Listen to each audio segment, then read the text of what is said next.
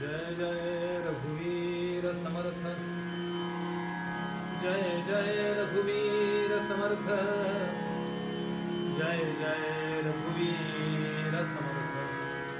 गणाधीश जो ईश सर्वा गुणांचा, गुणारंभारंभ निर्गुणाचा। नमो शारदा मूळ चत्वारि वाचा, गमो पंथानंतया राघवाचा। जय जय रघुवीर समर्थ, सुखा सारिथे पूर्ण वैराग्य जाचे। वसिष्ठापरी ज्ञानयोगेश्वराचे, कवी वाल्मिका सारिथा मान्यायसा। नमस्कार माझा सद्गुरू रामदासा। जय जय रघुवीर समर्थ। श्री समर्थ सेवा मंडळ सज्जनगड यांच्यातर्फे सर्वांना सादर जय रघुवीर आणि सप्रेम नमस्कार। भगवंताच्या पूजेचा स्थूल पूजा, सूक्ष्म पूजा आणि परापूजा अशा स्वरूपाचा विचार आपण करीत होतो आणि आपल्या सेवेद्वारे, आपल्या भावनांच्या व्यक्तीकरणाद्वारे त्या परमात्म्याची कृपा आपल्यावरती व्हावी अशी प्रामाणिक तळमळ आपली सगळ्यांची असते। ती पूर्ण होण्याकरता संतांनी काय सांगितलंय याचा निरोप पाहण्याचा आपण प्रयत्न केला। स्थूल पूजा नावाची गोष्ट आपल्याला जड आत्मनिवेदन शिकवते, मानस पूजा आपल्याला चंचल आत्मनिवेदन शिकवते आणि परापूजा आपल्याला निश्चळ आत्मनिवेदन शिकवते। आत्मनिवेदन म्हणजे आपलं सगळं त्याला वाहणे, निवेद, नैवेद्य म्हणतो ना आपण। ज्या ज्या गोष्टींना मी माझं मानतो, एकदा देवाला अर्पण केलं की त्याचा ममत्वाचा भाव संपतो, त्यातला हे माझं आहे हा भाव संपतो। आता हे देवाचं आहे आणि मग देव आपला वाटायला लागतो।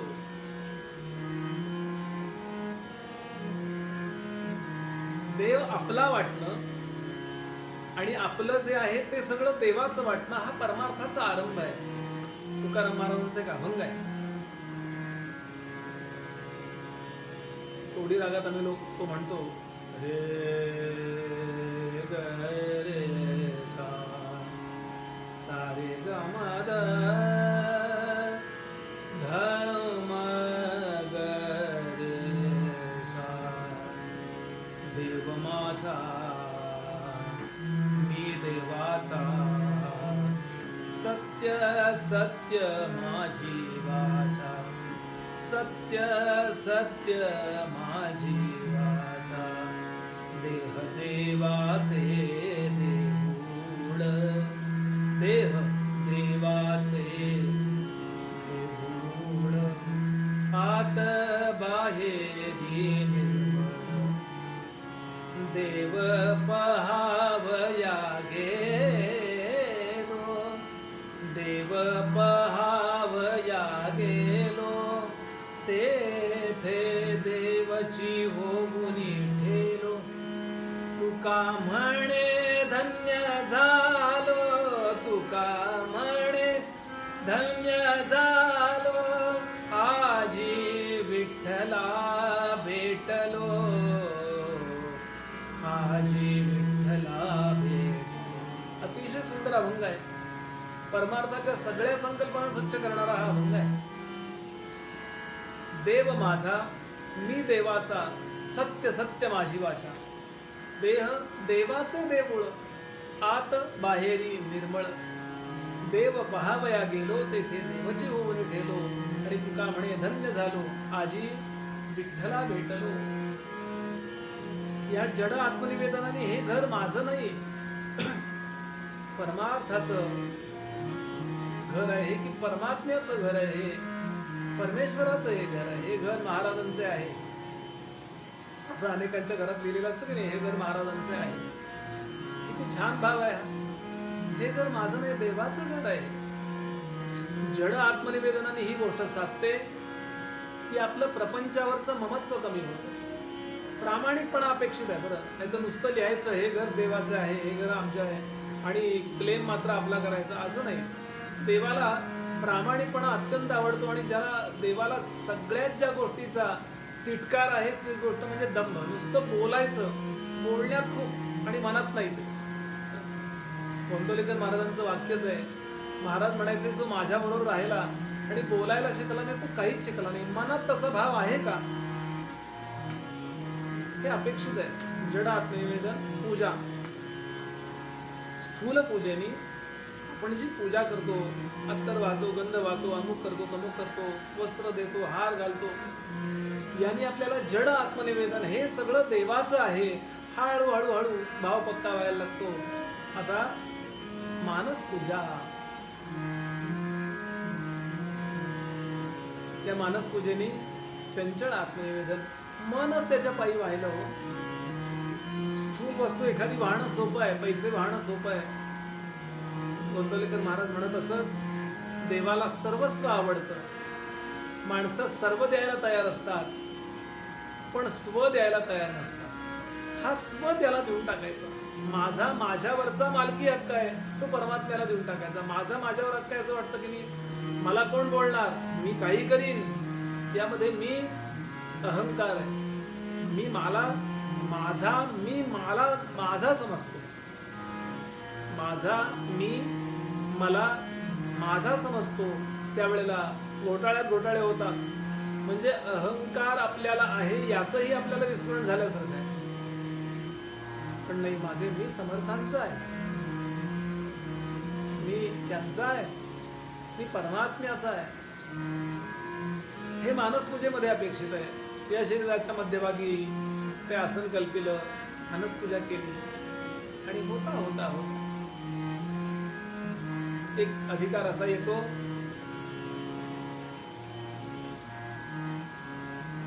की माझं आणि तुझं हे संपतच सगळं. हे देवाचं आहे असं म्हणणारा तरी मी कोण आहे हो. हा अत्यंत प्रगल्भ विचार येतो आणि आत्म्याच्या, परमात्म्याच्या सर्वज्ञत्वाचा, सार्वभौमत्वाचा, कर्तुम अकर्तुम, सर्वथा कर्तुम अन्यथा कर्तुम या सामर्थ्याचा आपल्याला अंदाज यायला लागतो थोडासा. आणि इथे शुद्ध असा परमार्थ सुरू होतो. शुद्ध असा परमार्थ.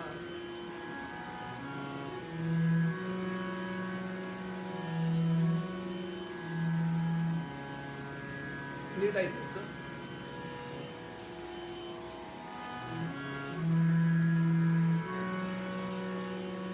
एक प्रश्न विचारू,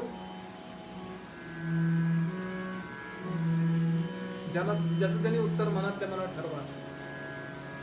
आपण देव पूजा करतो, आपण अनेक अनुष्ठान करतो, अनेक प्रकारे देवाची स्तोत्र म्हणतो, अनेक प्रकारे त्याला उच्चार अर्पण करतो, अनेक पावत्या करतो, अनेक धनदान करतो. खरं सांगू, माझं मी स्वतःला सांगायचं, दुसऱ्या कोणाला नको. या सगळ्यात माझी देवाकडून काहीतरी अपेक्षा असते आणि या अपेक्षेच्या उपासनेला सकाम उपासना असं म्हणतात. किंबहुना ही सकामता परमार्थामध्ये प्रलोभन म्हणून सुद्धा उपयोगात येते. काही कमी दर्जाची नव्हे ती. पण विचार करावा की यात माझं किती जीवन जाणार. अनेक स्तोत्र आहेत. राम रक्षाम पठे प्राज्ञ पापग्नीम सर्व कामदाम. सगळ्या प्रकारे पाप नाहीची करणारे ही रामरक्षा आहे. अथर्व शीर्ष यो लाजैत यजति स यशोवान भवति स मेधावान भवति यस् साज्य समिद्धिर्यजति स सर्वं लभते स सर्वं लभते.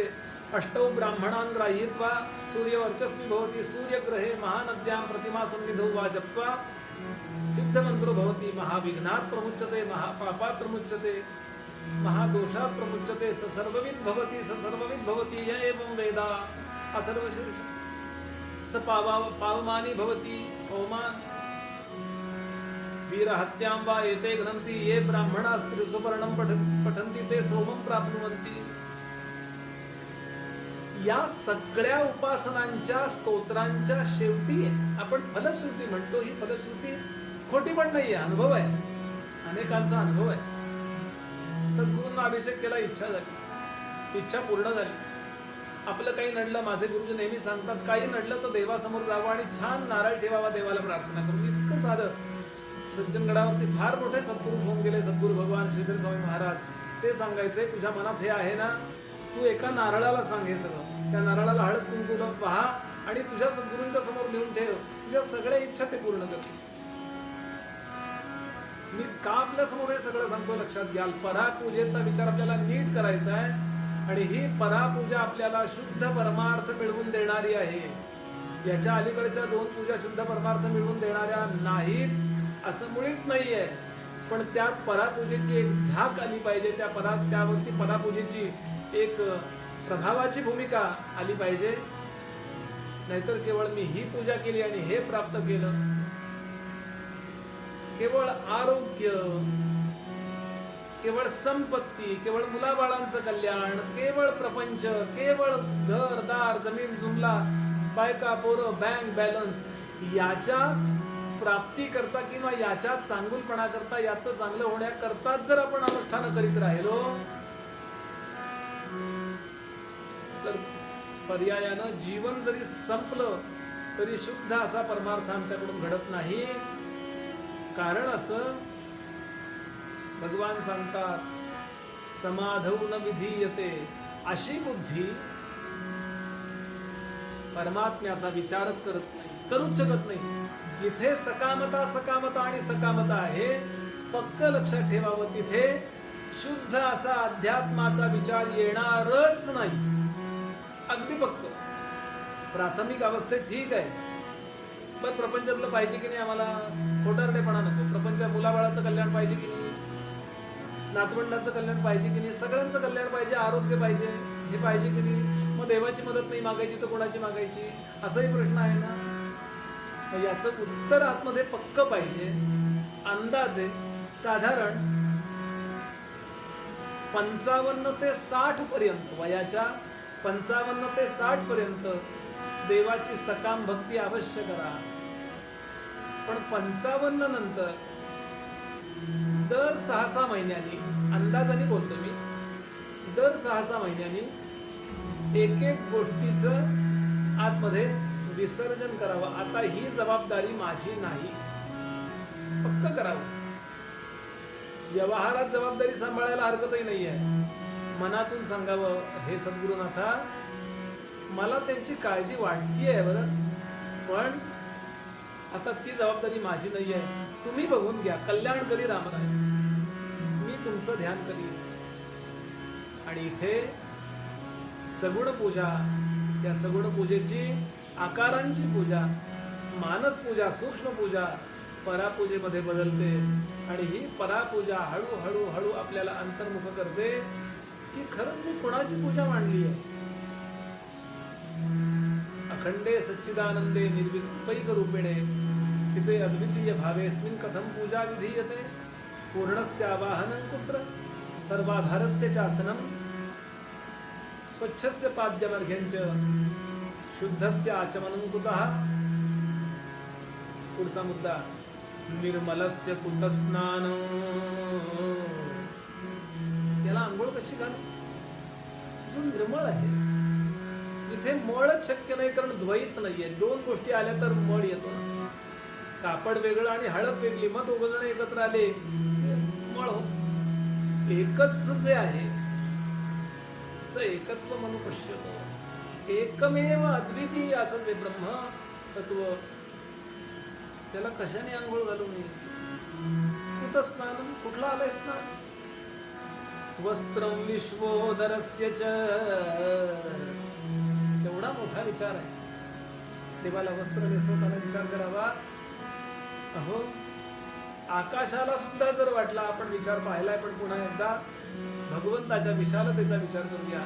आकाशाला जर वाटलं की आपण लपावं, तर ते ब्रह्मतत्वा मागं लपतं. असं ब्रह्मतत्व, असा परमात्मा त्याला मी त्याच्यापेक्षा मोठं वस्त्र कुठलं आणू?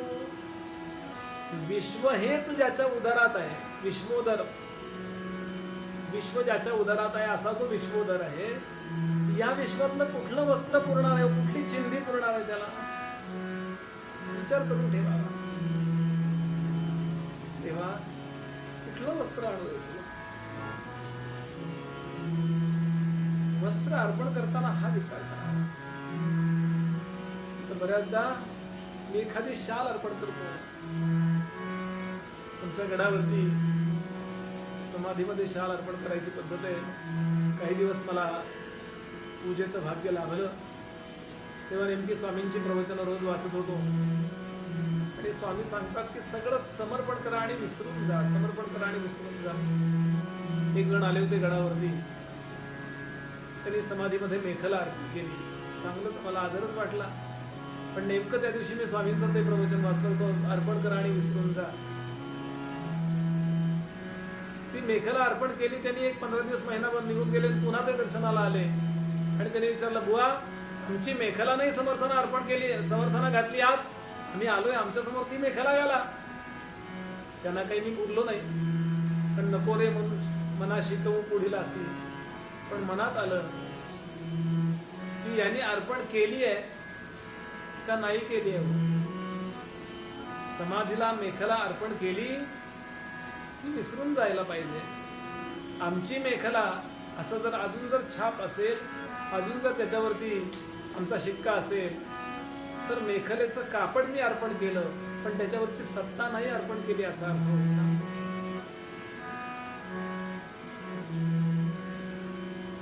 माझे समर्थ चाफळला प्रवचन करीत होते. प्रवचन करता करता एकदम त्यांचं लक्ष असं उजव्या हाताकडे गेलं आणि इथे एक छोटा पांढरा डाग दिसला. तो नायटा वगैरे म्हणतो ना आपण असा. आता आपल्याला नायटा झालं की तो स्किन स्पेशलिस्टकडे आम्ही जाऊ, पण संतांना कारण कळत असतं. काही घडलं की त्याचं कारण पट्टदिशी कळतं संतांना.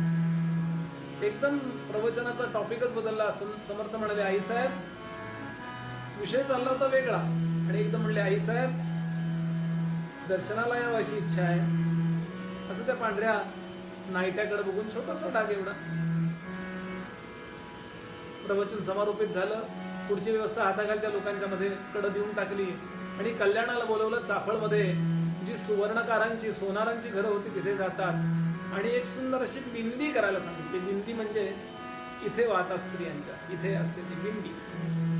अगदी बिंदीपासून जोडव्यापर्यंत जे अनेक अलंकार आहेत, बाजूबंद आहे, केयूर आहे, इत्यादी इत्यादी, त्यामध्ये बिंदीचा एवढं फूल, बिंदीसारखं असं फूल असं अर्पण करायला सांगितलं. छोटस फूल असं इथे अर्पण करायचंय. चरणावरही अर्पण करता येईल, छोटं फूल अर्पण करता येईल असं ते फूल बनवून घेतलं. सोनाराने समर्थांचं काम म्हणल्यानंतर लगेच 2 तासात बनवून दिलं. समर्थ निघाले आणि तुळजापूरला पोहोचले. कल्याण बरोबर आहे.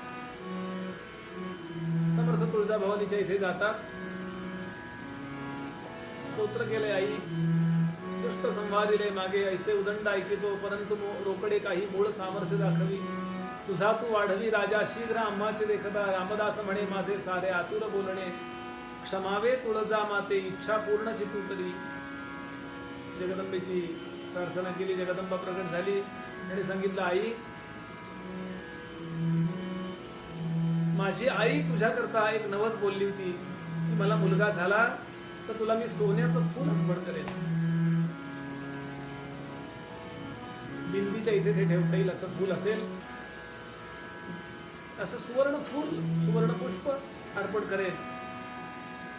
आई विसरली, तिनं देहही सोडला, पण आज तुम्ही आठवण करून दिलीत मला त्या छोट्याशा डागाच्या निमित्तानं, म्हणून हे फूल घेऊन मी आलोय, हे स्वीकारा. आणि पुढे समर्थ म्हणतात, स्तोत्रात आहे समर्थांच्या, आई तुझेच तुझला दिले, म्या तुझं काय आणले. मी तुझ्याकरता काय आणले आहे? विश्व निर्माण करणारी तू आहेस. या विश्वातले सगळे धातू निर्माण करणारी तू आहेस. सोनारालाही निर्माण करणारी, सगळे देह तू निर्माण केले, सोनाराचे देह तू निर्माण केलास. त्या सोनारानं हे फूल निर्माण केलं, त्याची बुद्धी तू निर्माण केलीस. असा विचार केला तर या जगामध्ये मालकी सांगावी असं माझं काहीच नाहीये, पण एक व्यवहार पूर्ण करावा एवढ्या करता मी आलोय. तुझेची तुझला आदिधले, म्या तुझं काय आणले. एवढ्या करता सांगतोय. अर्थात जगदंबा सांगते, रामदासा ते फूल पायावर वाहू नको, माझ्या मस्तकावर पाहिजे का. अशा प्रकारे जो विचार करतो तया ते माथा मुकुट करी, त्याला मी डोक्यावर घेतो, त्याची कृती मी डोक्यावर घेतो. एवढ्या करता मी आपल्या समोर हा दृष्टांत सांगतोय. वस्त्र अर्पण करताना विचार करावा, मी कसली शाल अर्पण करणार, मी कसला चांदीचं कवर त्याला अर्पण करणार, मी कसलं उत्तमोत्तम सोन्याचं हिरे जडवलेला कोट त्याला अर्पण करणार, मी कुठल्या प्रकारचा पितांबर अर्पण करणार. वस्त्र निष्पोदरस्येच. श्रोते हो, हा विचार करीत करीत करीत जेव्हा आपण एक एक उपचार करतो ना, त्यावेळेला खरा परमार्थ आमच्याकडनं घडायला लागतो. इथे स्थूल पूजा ही बिघडत नाही, मानस पूजाही बिघडत नाही, पण परिपक्व पूजा व्हायला लागते. त्यानंतरचा पुढचा विचार, निरालंबस्योपवीतम. देवा, ज्याला काही फल हवंय त्याला कर्माचं आलंबन आवश्यक. तुम्हाला चित्त शुद्ध व्हावंसं वाटतं ना तर संध्या करा. तुम्हाला चित्त शुद्ध व्हावंसं वाटतं ना तर तुमचा व्यवसाय व्यवस्थित करा. आता हे कर्मकांडामध्ये जानवं म्हणजे यज्ञोपवीत आहे, हे कर्मकांडाचं लायसन्स आहे. जानवं असल्याशिवाय कर्मच करायला अधिकार. शेंडी पाहिजे, जानवं पाहिजे. जानव्याचा त्याग याचा अर्थ कर्माचा त्याग, कर्तव्याचा त्याग. मी माझं कर्तव्य उत्तम करीन याची आठवण करून देण्याकरता ते जानवं आहे. जानवं म्हणजे प्रत्येक वेळेला जा आणि नवं घालून ये नव्हे. सोपे हो. आणि म्हणून आपण यज्ञोपवीत धारण करायचं असतं. या यज्ञोपवीतावरती 9 प्रकारच्या देवता आहेत. या देवतांची विशिष्ट स्थानं आहेत. या 9 देवतांच्या वरती हे जानवं आहे. आणि गाठ जी आहे ती ब्रह्मगाठ, म्हणजे ब्रह्मज्ञानाचा अधिकार मिळवण्याकरताचे कर्म करायचंय. कर्माणि चित्तशुद्ध्यर्थम. ती ब्रह्मगाठ हातात धरायची आणि गायत्री करायचं, गायत्री मंत्र म्हणायचा, इत्यादी इत्यादी. हे आपण यज्ञोपवीत देवाला अर्पण करतो. आता यज्ञोपवीत कशा करता आहे तर कर्माचा अधिकार प्राप्त व्हावा म्हणून. कर्माचा आलंबन म्हणजे निमित्त कोणाला आहे, ज्याला चित्त शुद्धी करून आत्मज्ञान करून घ्यायचंय त्याला. आता जो निरालंब आहे म्हणजे ज्याला कर्तव्यच नाहीये काही,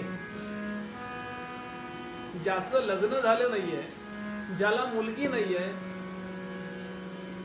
त्याचं कर्तव्य आहे का मुलीचं लग्न करणं? ज्या मुलीचं लग्न करायचं, कोण म्हणेल ज्याला मुलगी आहे तो मुलगीच नाहीये, तो मुलीच्या लग्नाचा अधिकारी नाहीये, त्याची ती जबाबदारी नाहीये. याप्रमाणे परमात्म्याला एकही कर्तव्य नाही. नमे पार्थास्ति कर्तव्य त्रिषु लोकेषु किंचन. श्रीमद भगवद्गीता. नानवाप्तमवाप्तव्यम वर्त एव च कर्मणि. पुढचा भाग राहू दे. पण नमे पार्थास्ति, भगवंताला काही कर्तव्य नाही. अहो संन्यासी, त्याला काय कर्माचं बंधन आहे? ज्याला तृप्ती झालेली आहे, भोजनाची कर्तव्य आहे का त्याचं? ज्याला दृष्टीच नाहीये त्याला बघण्याचं कर्तव्य आहे का? मग जो अपाद अपाणी असा आहे, निर्गुण निर्विकार निष्कल निरंजन शुद्ध बुद्ध मुक्त स्वभाव असा परमात्मा आहे, त्याचं काय कर्तव्य आहे? मग त्याला यज्ञोपवीताची गरज काय? निरालंबस्य उपवीतम. पुढे सांगतात तुला उपवीताची गरज नाही. पुढे पुष्पं निर्वासनस्य च. फुलं कशाला घेतो आपण याचा विचार उद्या करूया.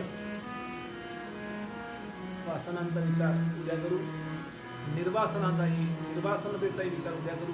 इथेच थांबतो आणि सुंदर असा एक श्लोक म्हणूया आणि थांबूया.